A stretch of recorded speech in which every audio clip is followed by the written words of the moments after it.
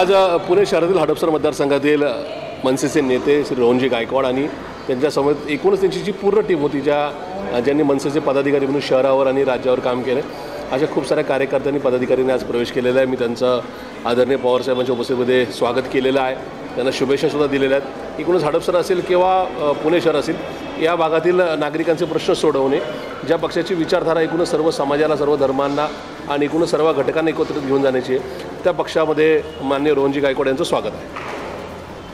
Thank you.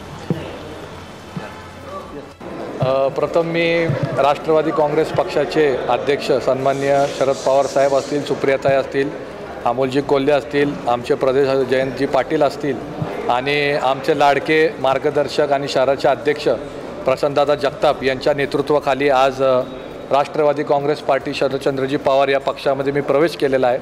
आणि कुठंतरी मनसे सोडण्यामागचं कारण म्हणजे की कुठंतरी राष्ट्रवादी काँग्रेस पक्ष हा सर्व समाजाला घेऊन पुढं जाणारा पक्ष आहे। कुठंतरी सेक्युलरिझम या मुद्द्यावर पुढं जायचं होतं।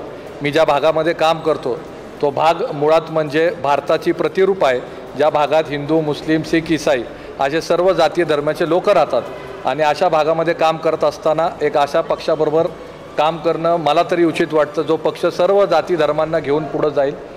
जरी महाराष्ट्र नवनिर्माण सेना मी सोडली असेल तरी सन्माननीय राजसाहेब ठाकरे हे आमचे नेते होते, त्यांच्याबद्दल मला कुठलीही तक्रार नाही किंवा कुठलंही त्यांच्याबद्दल नेहमी मला आदरच राहील। परंतु कुठंतरी देश पातळीवर शरदजी पवार साहेब असतील, सुप्रियाताई असतील किंवा आमचे शहराचे अध्यक्ष प्रशांतदादा जगताप असतील, त्यांच्या नेतृत्वाखाली भविष्यात सर्व जातीय धर्मांना घेऊन आपल्याला पुढं काम करायचं, यासाठी मी राष्ट्रवादी काँग्रेस पक्षात प्रवेश केलेला आहे। थँक्यू।